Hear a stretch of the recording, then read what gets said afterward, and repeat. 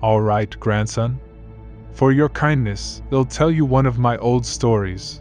I persuaded you. My head is long gray, but my memory is still intact.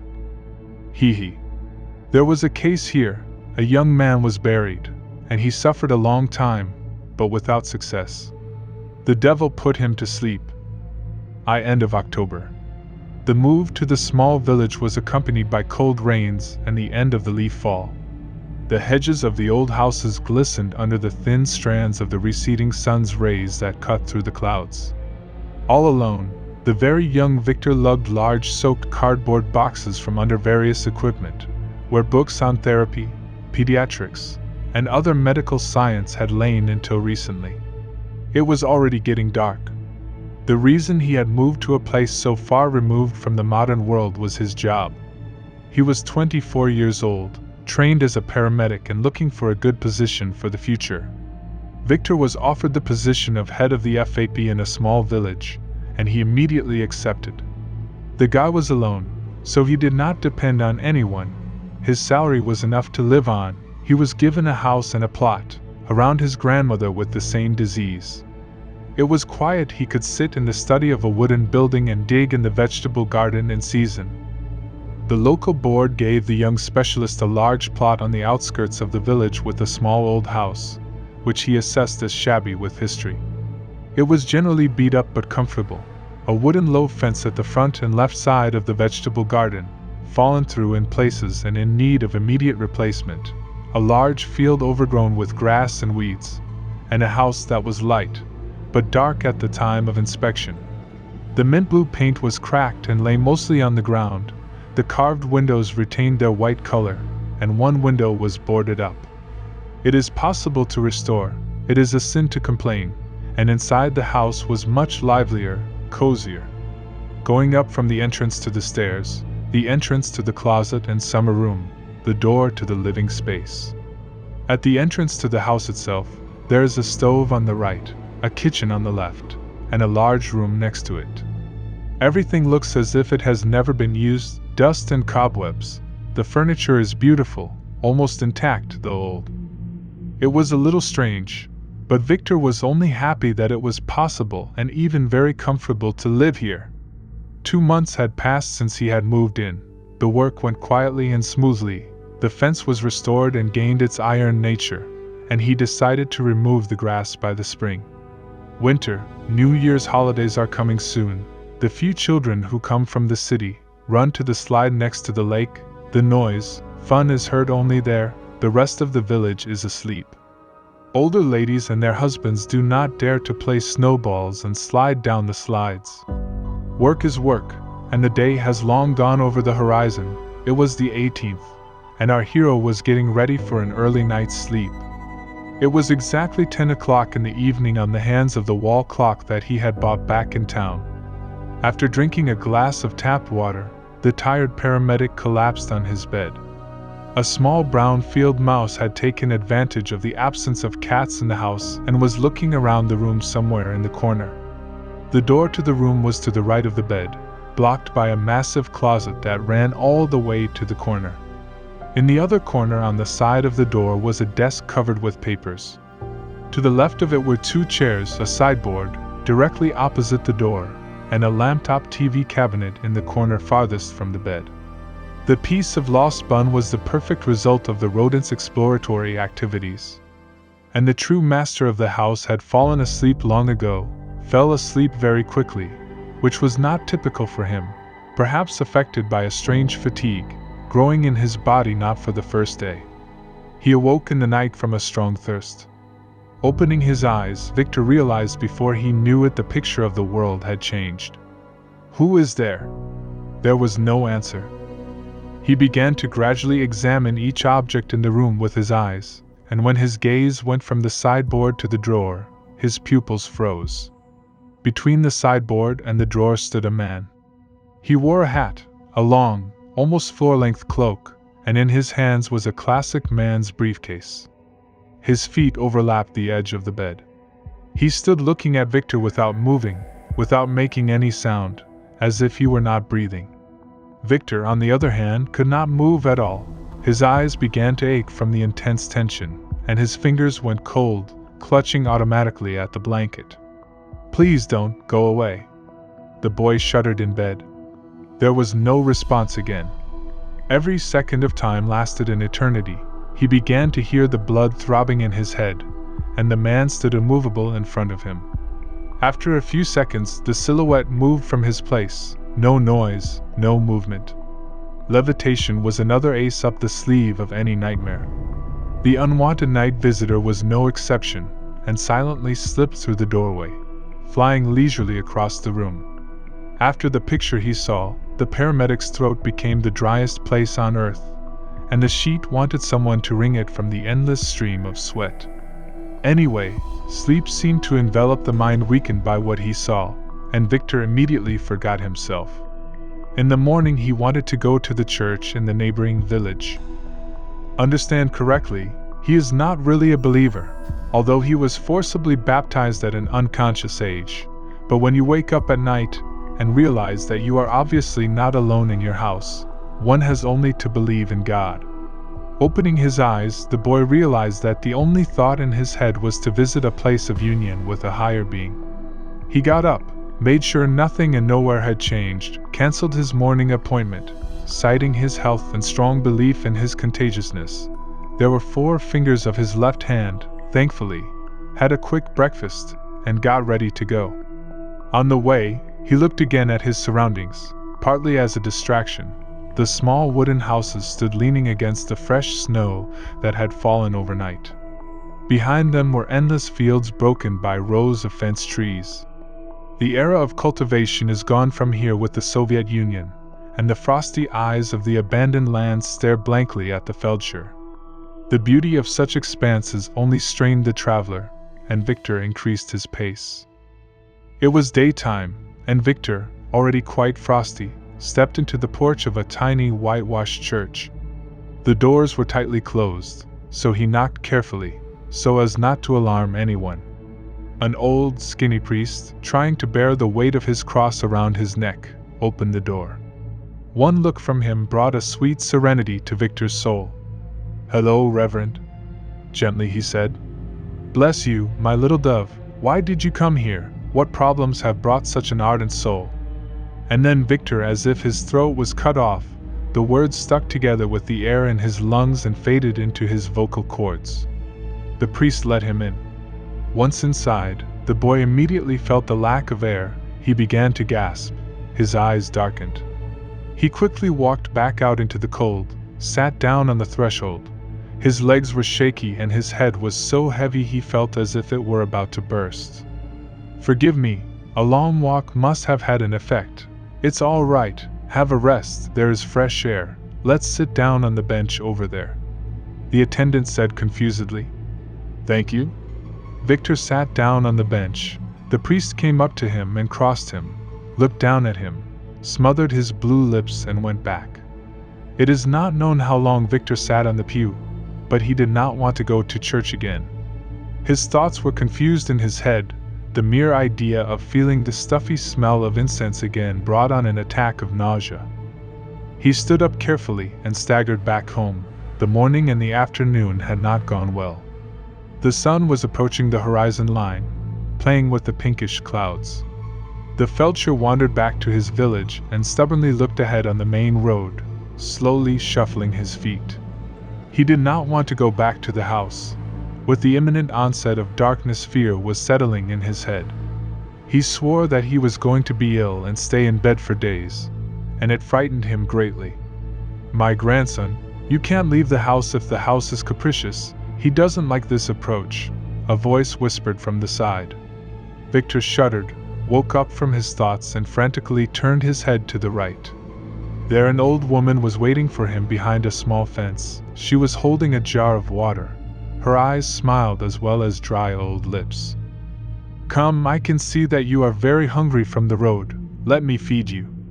The old woman spoke slowly. The gate creaked loudly under the pressure of a hovering hand. It was 9:30 on the clock. Victor awkwardly fumbles with a small, aluminum spoon among the symbols of a bygone era. One of the symbols looks at him intently. I knew at once what had happened to you. The old woman wheezed softly. Victor felt something vibrating and soft in his feet. It was a cat, such a beautiful, black cat, looking at him with amber eyes. A house cat is a nasty thing. The old woman coughed. They don't like people in our country, especially the new ones. It's bad luck for you to move right into his clutches. Victor looked up at the talking woman. From the blooming kerchief peeked out the remains of her once gorgeous curls. Gray eyes surrendered their position under the pressure of heavy brow arcs. Beneath them was a pot-bellied nose, an aged mouth. The old woman was well dressed, as if she were expecting late guests. What is your name? My name? Zinaida Ivanovna. I have been sitting here in the lonely part of the street, and I can see everything from here. And your grieving face, too, Zinaida Ivanovna. I haven't seen you in my room all this time for some reason. So how can you help me? How did you know about my problem? What's wrong with it? I haven't been sick yet to run to you. And about you I realized at once. The old woman rolled over the table and began to speak in a whisper. That scoundrel didn't give me any peace till I drove him out. There, I give you my cross. What am I to do now? How did you throw him out? Look and listen carefully. Zinaida Ivanovna tapped her finger on the table. This method was passed on to me by my mother. When you come to the hut, at once sweep the floor with a broom. Sweep from the place where it appears towards the door, and sweep everything out into the street. Victor listened attentively, straining his hearing. He was very much afraid of missing something important. Next, take holy water, wash your hand with it, and wash all the walls in the house. The main thing. From the same place, wash all the way out. There is no other way. After that, with all the dirt, all the unclean, and put out. Is that all? I don't have any holy water. Wait, you're in a hurry. The old woman looked at him angrily. The clock struck 9. He needs to block the passageway, so that he could not come back. Then you have to say through the open door, "Get out." You can say it louder, you can say it more than once. And stick an awl in the threshold. That's it. He will no longer bother you. Victor had just come to his senses and was about to say that he had no water, much less an awl, when the old woman got up and went to the shabby sideboard, bent down, opened the bottom door, and took out a liter jar of water. She closed the door, and with that the other two opened. Ugh, just said Zinaida Ivanovna. She closed the remaining doors, put the jar on the table. Zinaida Ivanovna, the water is still all right. I don't have an awl, quietly said Victor. It's all right, they'll get it for you now. I haven't needed it for a long time anyway. The old woman waddled briskly to the linen closet and pulled out a rusty awl, slightly bent at the edge. Victor glanced at his watch, quickly finished his tea, and looked at her.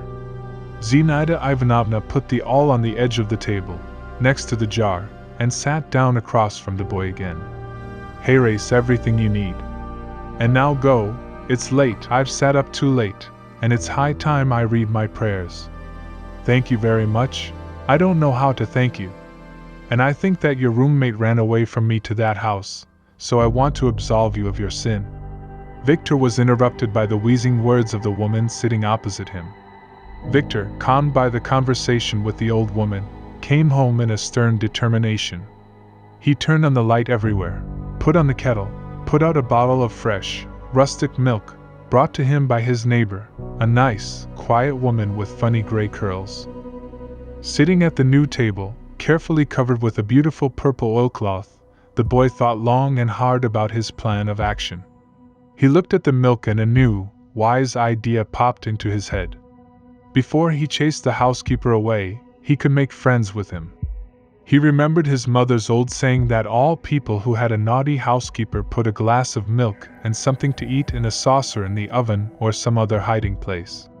He poured 2 glasses of milk, drank one at once, and put the other together with the saucer in the stove, which had not been stoked for a long time. In the plate neatly lay 2 cookies and some candy. Afterwards, the Feldsher, terribly pleased with his ingenuity, ate the remains of the morning's fried potatoes, drank tea, and went to bed quietly. Whatever would happen. In the night he was awakened by a sharp cold, his lungs became heavy. Victor jumped out of bed and ran into the corridor. In his confusion, he did not notice the man standing in the corner, watching his shadow behind him. Victor turned on the corridor lamp, fell to his knees, his lungs were full of coughs and milk poured from his mouth. In the morning he woke up in the hallway, in a puddle of milk pouring out of him. He stood up for a long time, listening to his frozen body and enduring a severe headache. When he looked into the oven, he saw that one cookie and the milk in the glass were missing. The guy started his ritual in his underpants. He got a broom in the closet, thoroughly cleaned the whole house, throwing all the dirt from the dustpan over the threshold of the house.